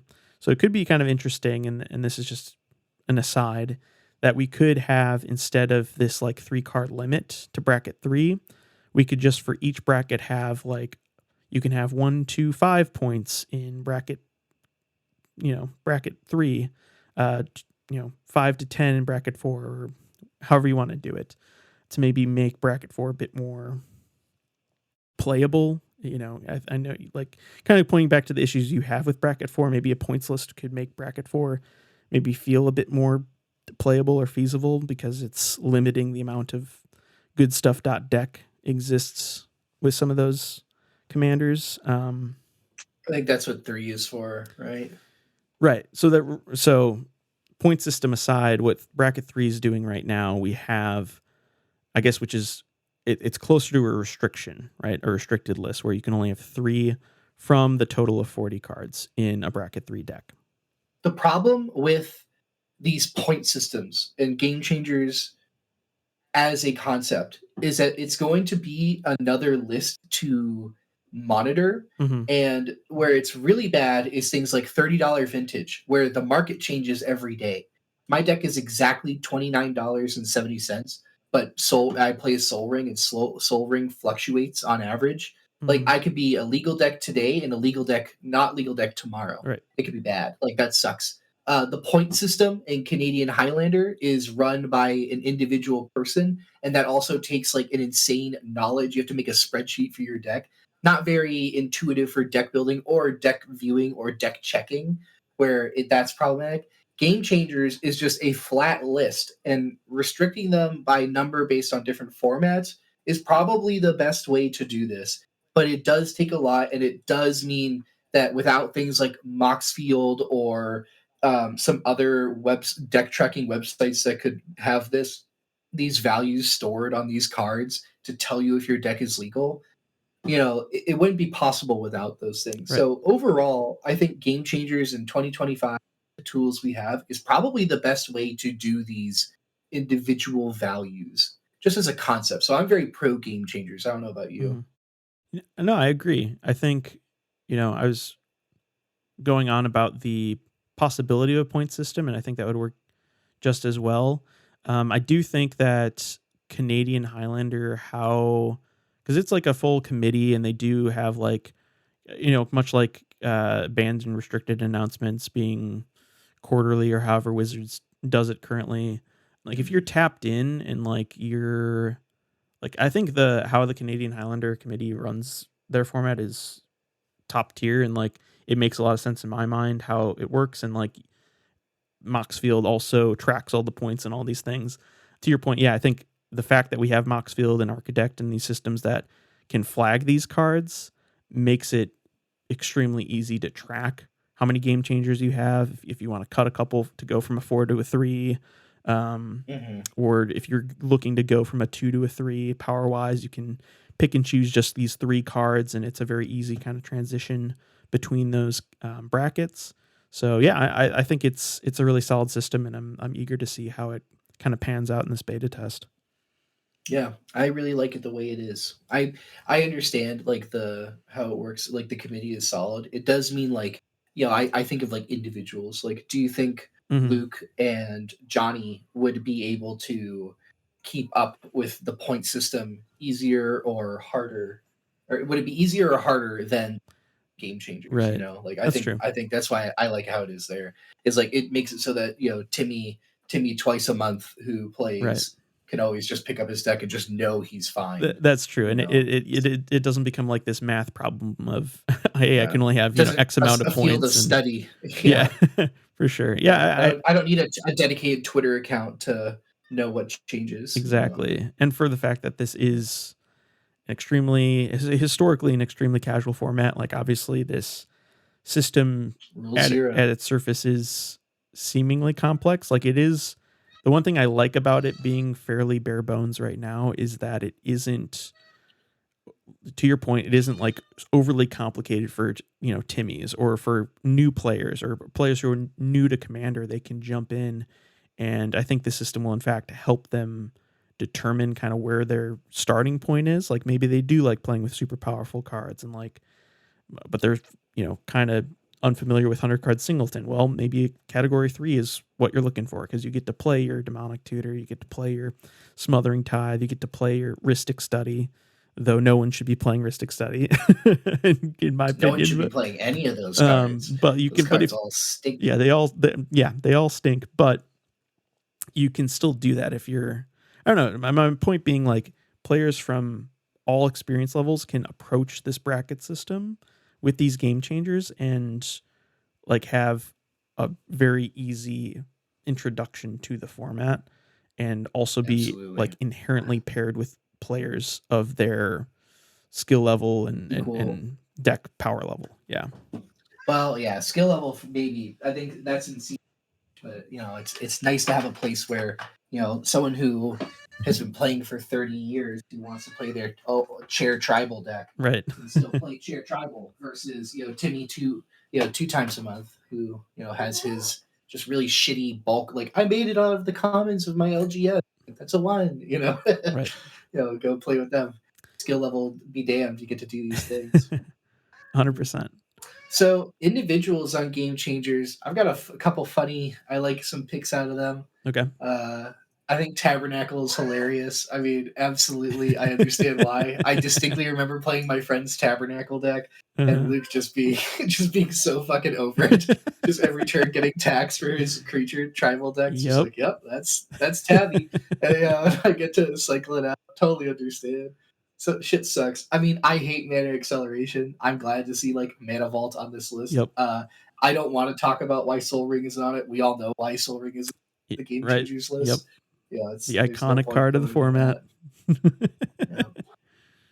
I think Opposition Agent is a good idea for like fun value, regardless of skill. Yep. We've already talked about like Demonic Tutor. Is there any like cards individually that you're excited, like you've got opinions on? Yeah, that you think are funny? I think to along the lines of Opposition Agent, Drannith Magistrate being on the list. I think maybe seeing a few more Staxy style pieces. Additions. We can talk about additions next, but yeah, I'm glad to see Drannith Magistrate here. I'm glad to see Smothering Tithe and Trouble in Pairs. These cards that where there's like a trigger on the stack, and then you get like inherent advantage that I don't know. It just warps games in like much like Rhystic Study. There's a salt factor for Rhystic Study where like I get mad at someone else on the table for paying for Rhystic Study, not paying. It's like you get mad at somebody else for doing it. Like these are just like shitty cards in general that like outside of CDH, where there's just like, but that's the game, like you just get mad at your friends for like letting somebody win by not paying for Rhystic Study and shit. Right. Like that's rough. It's interesting to see. Obviously, Kinnan, Iriko, and Winota are on here because they're broken things to have in the command zone and their CDH deck. CDH tier commanders. It's just interesting to see a commander be considered a game changer. You know what I mean? So, yeah, commanders have game changers are pretty faulty. I distinctly have a memory 4 years ago showing up with my Urza Lord High Artificer because little did people know at time me, one of my friends here locally in Magic, is that we were playing a 5-color commander. We were playing a 5-person commander game at this random LGS. Like that's not even around anymore. It was real sketchy. I sat down with my Urza High Lord Artificer. Little did they know that Urza was the only blue card in the entire deck. It was a completely colorless roleplay deck. Urza had no synergy. It was just a thing to do. But I did have things like Mana Vault, and so all I would do is like ramp into one really big thing and then do nothing. So, the deck was degenerate and not like I get it. But it wasn't Urza High Lord Artificer. Right. It was not an actual Urza deck. So when I sat down, and I had just learned that Commander no longer has sideboards. It once did. Mm-hmm. I had a Karn, the Great Creator, in my deck, and the only thing I had in the sideboard was a Liquid Metal Coating, because that's kind of like it combos with Karn itself and becomes like an interesting thing to tutor for. It manifests its own, like, instead of it being a token, an actual card. It was very interesting. It's like it's an essential part of the card, besides it being a one-sided null rod. In Commander, it's useless. There's no sideboard. So when I sat down and presented my Urza, Rule 0, guys, can I have my Commander card? And individually, every random, just casual Commander player was like, actually, I don't think that's a good idea because you're playing Urza, High Lord Artificer. So if we let you have any extra advantages, that would be bad. And I'm like, well, I'm actually like a no blue, like I'm not doing anything blue, I'm just doing this. And they're like, well, I don't think it's a good idea. It's like, okay, very cool. Like, I guess not, I won't have it. And That's then funny. my good friend Sharik, who I think you might have met before, who also is not a big fan of that interaction in that commander, goes turn 1, Sarah Ascendant. He's like, well, he's the Urza deck, so I should attack him. And he attacks me 5 times in a row with the Sarah Ascendant, and everyone is now on my side. Everyone's like, hey man, that's kind of mean. You should attack someone else. And I look at Shark and I go, nah, dude, I think it's the right call. And he just keeps attacking me and kills me. Amazing. It was pretty great. But it also kind of goes into like, like I'm gonna play my Urza like mean deck, like at my format. Rule 0 exists. But, and this is the thing we'll talk about it later because we're talking about game changers. But I don't. There's a certain kind of. We'll talk about it later. A certain attitude that comes with these game change or these brackets. But sure, yeah, that's my Urza High Lord Artificer story. That's too funny. But yeah, I'll still play him. My cat is Karn, and right. This is my favorite person in lore. I would love to make an Urza commander deck, but people are gonna get mad. Yeah. I don't care. Well, I think to that point, right? There's like people have. These are kind of notorious commanders. So I think keeping them out of tier 1 or bracket 1 and bracket 2 is probably for the best, right? Like it's hard to make Kinnan casual. You know what I mean? Like that's an inherently probably not, you can't make a level 2 bracket 2 Kinnan or Yuriko or so. You're up to no good. Yeah, exactly. When you're doing that shit. Exactly. And I totally understand. It's kind of like the same thing with it's a lot of like I'm the villain or like I'm the the Punisher with like Dranith Magistrate and that shit. I think Sarah's Sanctum is hilarious on this list. Yeah, that's so not a good card. It's so random. It's so niche too. I think they probably just obviously Guy's Cradle and they were like, oh, we'll also just throw Sarah's Sanctum on here. Yeah, it's kind of funny, but I'm assuming what's it called? Tolarian Academy is banned. Yep. Also, it's banned, right? Yeah, it's just straight up banned. Hilarious that we put the other ones just on. Whatever. Put them on a list. That's funny. Do you think is there anything missing from this list? Oh, absolutely, because this is based on vibes. Like a lot of it is like not because they're not too strong because clearly, and I understand that Gavin said this is kind of like already acting as the watch list, but like they're never going to ban. Cyclonic Rift, Underworld Breach, maybe. Like I could see that. That makes sense as like a thing. But like, why? Like, where's Humility? Like that card is miserable to play against, especially if you're. Oh, it's banned. Yeah. Humility. Yeah, Humility's banned. Are you sure? Yep. Oh, all right. Well, that explains that.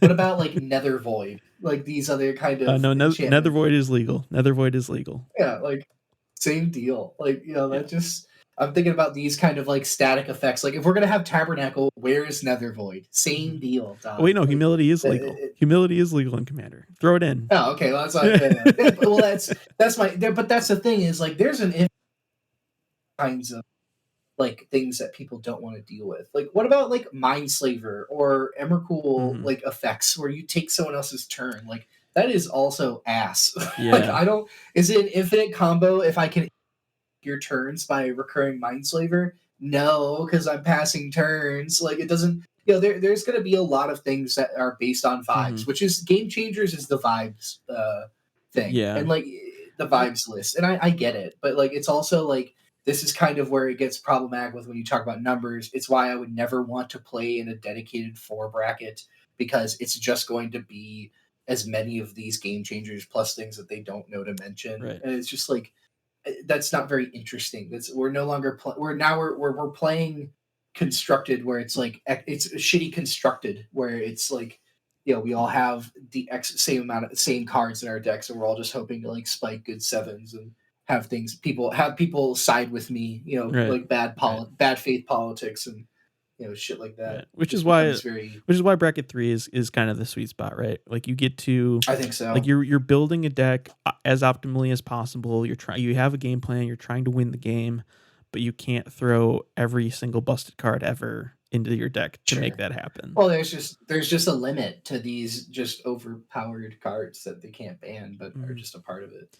I think that the issue that people are going to run into more so than I think this. I guess to wrap up this little game changer section, I think the 40 starting point is fine. There's stuff I'd like to see like, Esper Sentinel, Orcish Bowmasters, a few more tutors, these types of things, maybe added to this list. But I think a 40 card starting point, this is a good way to test the waters. And I think it's probably is Narset part of Veils? Is Narset in Narset's legal. the ban list? Narset's legal. Okay, that's so yeah, not that's on this list. that's though. the thing. That's the other thing with Commander is like, as like obviously there's a ton of just historically busted cards, but as with every single year, Wizards is printing more and more messed up cards, more and more powerful cards. And I think Commander being this place where we can play cards from, across Magic's history is like, it's part of the fun of it. Mm-hmm. But going all out with the game changers and adding like 150 game changers cards and limiting that pool so severely could kill. It'll come into the situation of Canadian Highlander. Mm-hmm. It's like no human being can tell you. Like I know every card that's like I can tell you what's banned and not banned in Legacy, but right. Like I don't think this casual format should have you learn an encyclopedic knowledge. Like Legacy is the largest ban list because it's every card, which means you have to ban a shit ton of things. Yeah, right. But like restrictions of Vintage is shorter. And like, but if you create, if you have the same concept where every card is legal, but there's also we're banning cards not just on power level, but like it feels bad when someone casts Teferi Protection when I'm about to win. Mm-hmm. Like that kind of shit. Mm-hmm. That's how it goes. Like you just got to deal with it. Hold that L. Someone has a split second card. I hate that. Put that on the game changer. All split second, a little Croson grip action. Yeah, just get them out of here. With a little Veil of Summer. Well, the Veil of Summer isn't. That's not how Veil of Summer works. Well, no, I know that's not split second, but I'm just talking about like a silence effect or like someone's about to pop off. I don't know. I think silence is maybe like on the edge. Well, so the thing is, what I hate split second, it's non-interactive. Silence, you can respond to silence. Yeah, you can still do something. But if I go to Fairy's Protection on like something else, it's just like it's now indestructible. And I can't do anything about it. If they have one green open and their creature resolves, you can't get rid of it. You have to burn a card. Like there's no playing around it. It's just over. I don't like can't in Magic. I've been real articulate about that a lot of the time. Yeah. Like any of those kinds of less interactive things, which any split second card is. Veil of Summer, you can still at least respond to Veil of Summer. I'll tell you how many times I've gone Veil, someone counters it, and I go Veil again. And plus your sword. Like that's a thing that happens and sucks, Right, like right. You gotta deal with it. But all right, so that's game changers. Let's see. I think we didn't hit on. How about precons? Just a concept. The concept of precons within this bracket system? Having a unified. Yeah, I like that precons are targeted for 2. I think 2, and especially because precons are so playable these days in casual groups that I think everyone should be trying to build a 2 or a 3. Like and it's those kinds of decks that's like what you want when you're talking about this like dining experience of Commander. And it's such a touchstone of the format too, where they're so like a lot of people start with a precon too, so it's a good like spot to place of reference for new players. It's just like precon, yeah, I've got a couple of those. Kind of know what that what it's like playing a level 2. It will be interesting to see if this impacts, and this is a very like small issue at all, but just like for future precon construction, even like will WOTC feel kind of limited by this system in terms of like game changer reprints? Not that these game changers need reprints, and a lot of them definitely won't see reprints, but it is kind of interesting to see like Trouble in Pairs, for example, was printed last year. You know what I mean? Like in a precon. So it'll be interesting to see how having precons be set at 2 and having cards be printed in that are game changers. Like that's part of the appeal of some of these precons as well. Like just thinking like Polywog Prodigy, not that that's a game changer, but just like high power cards that appear only in the precons is like kind of an appeal. Like, this is a super powerful, funky new card in a precon, right? Yeah. But those don't go on the game changers when they're cards, right? Yeah. So they'll exactly. So just as long as, and I doubt that, they're in charge, so they're not going to print a card and then immediately restrict it, right? So sure, Nadu. But aren't we now in our collector packs putting Commander only cards in there? Yep. Yeah, one of the slots. Yep. They're getting out there. One of the things that's at first was that like this is going to affect reprints. It's like not really, because it's like if they can't put them in like a certain amount of these cards in there, they could just shove them in. Like they just did Mox Diamond in the dinosaur set, right? Or not Mox Diamond. Opal? Shit.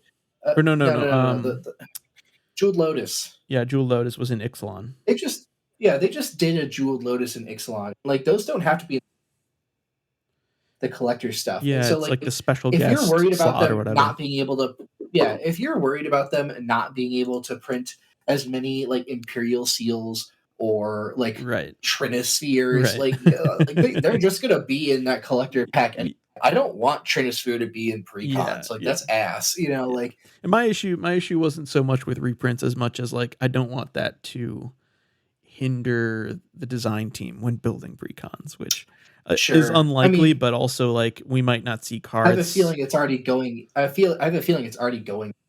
Like they're already not putting these game changers. I'm pretty sure they already. Let's not put those in the precons. Like let's actually go through what of these have been in precon. No Thassa's Oracles, no Mystical Tutors, no Jin-Kataxes, none of the green cards. Like it's really, I'm pretty sure Trouble in Pairs, and then some of the Bolas' Citadel, the free commander spells. Are those in the precons? I thought they were a part of a. Well, I thought that they were originally printed, and they haven't been in precons in a long time. I don't think they were in the precons. I think they were just. Where you bought booster packs. Yeah, Bruce Guardianship and shit. I know, obviously, Commander Masters with the reprints, yeah. Commander 2020, it was just in a precon. I'm pretty sure, like Deflecting SWAT, Deadly Rollick, whatever the green one is. These are all in precons originally. Commander Masters. Commander 2020. Yep, okay. So it is a small pool of cards, but I'm just thinking like stuff like Metamorphosis Fanatic, Polywog Prodigy, this new Renewed Solidarity, just really powerful cards that aren't maybe in this tier. Hold on, is Metamorphosis Fanatic a game changer? It's not a game changer, but I guess my point is like I don't want them to be like hesitant to print a Metamorphosis Fanatic or hesitant to print a Polywog Prodigy. Well, that's the thing is I don't think those cards are like Metamorphosis Fanatic is just not. Right. Every black card on that list, there's not a chance Metamorphosis Fanatic is even close. No, for sure. I guess just my point being that I don't want them to like shy away from stuff like at the power level of at the power level of Metamorphosis Fanatic or Trouble in Pairs or. I think it is going to happen. They're not going to reprint Jessica's Will in a precon again because they know that like dummies strong and should not just. It's going to be too good in any precon anyway. Right. So I do like the idea of the core, a level 2, no game changers for those precons. Like I don't want them to reprint those in precons because those are too good. But like Metamorphosis Fanatic is clearly not a game changer. So like I don't think that they're gonna have a hard time justifying those reprints. It's really just like Trouble in Pairs. Yeah, they will have a hard time justifying. It's a game changer. The power level is difference between them is so high. For sure. All right. Well, I think to wrap up, are there any like I guess kind of final thoughts you have about the bracket system? Kind of a final vibe check. Don't play 4. That sounds like a nightmare. Sounds like the worst time. It sounds like the worst thing. Commander bracket 4. Don't do it. Fair enough. But yeah, overall you're on board. It sounds like you're on board with the bracket system. I think it's great. I think it's a great way to, like be like, yeah, your deck is a full. Like that's I like a more interactive experience. Like I like 2, I like 3s. I think they're interesting. I think they get the concept pretty well. I think they're appeasing a little bit of the Zoomer crowd with mass land denial or chaining extra turns. Like that's even if it's done at a very low power level and casually, sure, but that's what it be. Cool. Yeah, I'm also equally on board with this. I think it just kind of helps define these Rule Zero conversations or just pregame conversations with finding people and finding a play group with Yeah, decks that are of I mean, equal power level, and you don't end up with, you don't end up in that bracket 4, Taylor. We're going to make sure you don't get there. Exactly. Thank God. Well, it gives you a place to play 2s and not have to be like playing 4s. Right. Because like back in the day, it's like this is kind of like my justification where it's like I always get like it's like, oh, well, I'm not really having a lot of fun when it's like I'm playing my 2s with 4s, and it's like, well, that's Commander. It's like it doesn't have to be, and it looks like it doesn't have to be. They've identified the worst part of it, and they've sectioned it off. Yeah. they've cut the rot. So yeah, let's it'll be interesting to see how this goes, and yeah, should be good. So typically for our outro, Taylor, we do a Scryfall random spirit creature of the week, in which we go into Scryfall and you random until you hit a creature. Okay. You down? I'm down. I immediately Scryfall random into a creature. Let me know when you got one, and I'll let you kick it off. Got one. All right, what'd you get? I got Dr. Julius Jumblemore. What? Yeah, you don't know Dr. Julius Jumblemore? Oh my gosh, he's beautiful. He looks amazing. Yeah, he looks very smart. Unfinity, unstable. He's every creature type. Or yeah, exactly. Whenever a host enters the battlefield under your control, you may search your library and or graveyard, augment and combine it with its host. Okay, very good. Cool. So if you want to build a 4-drop 4/4, an unstable Selesnya commander deck, contraptions. Oh, well, I can't do contraptions. Oh no. Oh no. He just looks so smart, this doctor. Mm-hmm. Yeah, he's holding like a is that a fishbowl? It's got some sort of weird frog guy in there. Yeah, it looks like it. Some sort of specimen. I like his wings. Yeah. Oh yeah, his wings are pretty nice. His shark fins and his chicken feet. Yeah, he's definitely every creature type. He's a real looker. Yeah, he's a god. He's a coward. I love it. Well, that's going to pair well perfectly with my Yoshin Soldier from Antiquities. Yoshin Soldier. It's beautiful Chris Rush art. It is a 1/4 artifact creature soldier for 3. And it just has vigilance. All right. Nothing to write home about, but the flavor text reads, after Krug was destroyed, while most of its defenders were at his side, Urza vowed that none of his allies would ever need to fear for their own defense again, even while laying siege to a city far from their homes. How based Urza. It's very good of you. Classic Urza is a good guy, as everyone knows. He's a really good guy. Love it. The other, so in one of the more Urza's not a good guy. No, he's not. The Brothers War messed up a lot of stuff. The more recent printing has some pretty interesting art from Luca Zontini, but that flavor text reads, Poet's dream, the verses of otherworldly stories. Artificer's dream, the blueprints of other planar artifacts.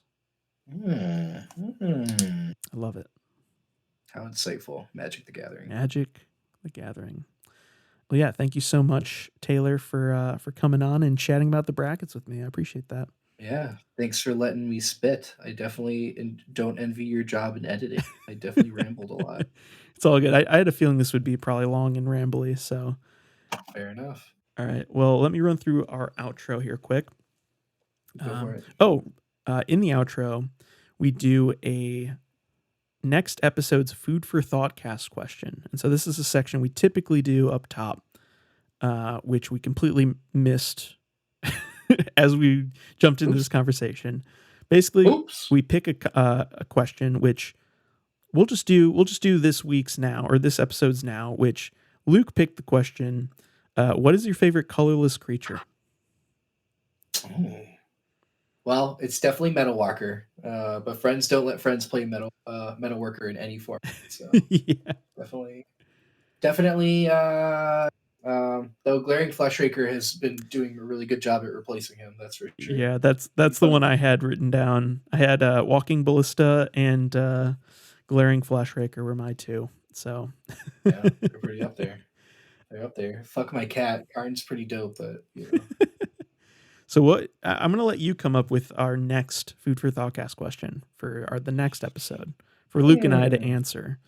It can be Is anything. It like philosophical? Anything. It could be anything magic related is the asterisk. Sure. What's more valuable, or what's valuable? What's the value of playing with friends at home versus playing at an LGS? What's the value of playing with friends at home versus playing in events at an LGS? Interesting. Wow, that is a pretty it's a heady one. That's a thinker for sure. It's a real question. Dr. God, what was his name? Julius Jumble. It's a Dr. Julius Jumblemorph question for you right there. Awesome. Well, yeah, Luke and I will answer that in the next episode.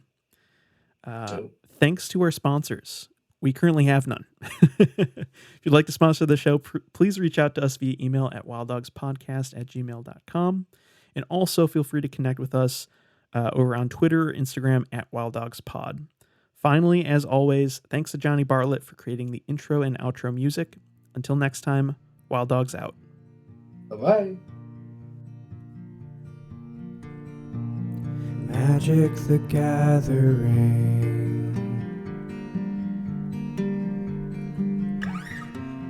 Gathering magic with my friends. Playing cool cards all the time. Tutoring